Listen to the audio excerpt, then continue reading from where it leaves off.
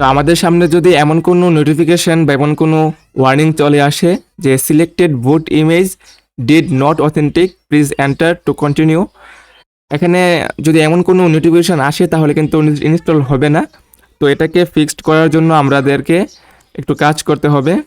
সেটা হচ্ছে এখন আমাদেরকে কিবোর্ডের F10 বাটনটা প্রেস করতে হবে। F10 বাটন প্রেস করব। তো আমরা কিবোর্ডের F10 বাটনটিকে এখন আমরা প্রেস করব। প্রেস করে দেখতে পাবো এখানে কিন্তু অনেকগুলো অপশন চলে আসছে।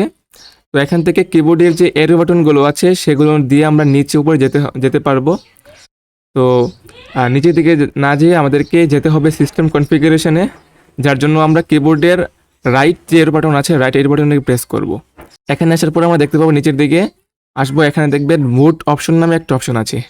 আমাদেরকে বুট অপশনে ক্লিক করতে হবে। বুট অপশনে ক্লিক করার পর এখানে আমরা একটু নিচের দিকে আসব। এখানে আমরা দেখব লেজিসি সাপোর্ট এটা ডিসেবল করা আছে এবং সিকিউর বুট এটা এনাবেল করা আছে। তো এখান থেকে আমাদেরকে যে কোনো একটা ডিসেবল এনাবেল করতে হবে।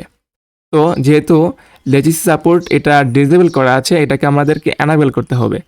তো এটাতে আমরা যখন এন্টার করব তখন একটি পপআপ চলে আসবে, এখানে লেখা থাকবে ডিসেবল এবং এনাবেল। তো এখান থেকে আমরা এনাবেলে প্রেস করব। তো এখান থেকে এনাবেলে প্রেস করলে এখানে আমরা দেখতে পাবো আরেকটি এখানে দেখাচ্ছে। তো এখান থেকে আমাদেরকে নোতে টিকমার্ক করা আছে, দেখেন নোটে সিলেক্ট করা আছে। তো আমাদেরকে ইয়েসে সিলেক্ট করতে হবে, যার জন্য আমাদেরকে কিবোর্ডের যেই লেফট এরো বাটন আছে ওইটাতে প্রেস করতে হবে।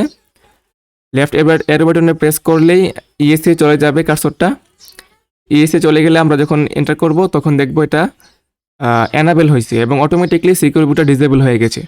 তো এখন আমাদের এখানে কাজ মোটামুটি শেষ। এখন আমাদেরকে নিচে দিকে দেখতে হবে, F10 বাটন আবার প্রেস করতে হবে। F10 বাটন প্রেস করলে কি হবে, সেভ অ্যান্ড এক্সিট, দেখেন নিচে লেখা কিন্তু আছে। তো আমরা এখানে ইয়েস করব, F10 বাটন প্রেস করব এবং এখান থেকে ইয়েস করব।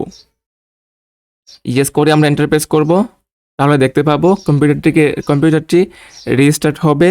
রিস্টার্ট হয়ে কিন্তু এটার যে প্রসেসটা শুরু হবে।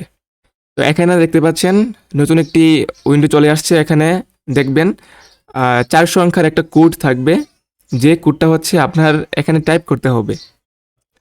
ঠিক আছে, আমরা এখানে দেখতে পাচ্ছি 1537, এটা হচ্ছে কোড। এই কোডটা আমরা লিখবো এখানে। তো লিখলে হয়তো ডিসপ্লেতে না আসতে পারে লেখাগুলো, কিন্তু আমাদেরকে লিখে এন্টার করতে হবে। তো লিখে যখন আমরা এন্টার করব, এন্টার করার পরে দেখব কম্পিউটারটি ওপেন হওয়া শুরু করবে এবং এটার যে এই প্রসেসটা শুরু হবে। দেখতে পাচ্ছেন আমাদের কম্পিউটারটা কিন্তু ওপেন হয়ে গেছে। এই যে আমাদের যে প্রবলেমটা ছিল সেই প্রবলেমটা কিন্তু এখন ফিক্সড হয়ে গেছে। তো এখন আমাদেরকে আবারও রিস্টার্ট করতে হবে বা কম্পিউটারটাকে বন্ধ করতে হবে। আমরা আবারও রিস্টার্ট করছি। রিস্টার্ট হয়ে যখন ওপেন হওয়ার মুহূর্তে আমরা প্রেস করব F9 আগের মতোই। দেখেন এখন F9 প্রেস করার পরে বুট ম্যানেজারটা ওপেন হয়েছে এবং এখানে দেখেন 2-3টা অপশন কিন্তু নতুন যোগ হয়েছে। এখন হচ্ছে আমাদের প্রবলেমটি ফিক্সড হয়ে গেছে। এখন আমরা আবারও যে ইউএসবি হার্ড ড্রাইভ যে লেখাটা আছে, ঠিক আছে, এখানে কার্সর রেখে আমাদেরকে এন্টার করতে হবে। এন্টার করলেই দেখতে পাবেন যে উইন্ডোজ ইনস্টলেশনের যে প্রক্রিয়াটা এটা কিন্তু চলে আসবে। দেখেন এখন কিন্তু খুব সুন্দরভাবে উইন্ডোজের ইনস্টল করার প্রসেসটি চলে আসছে।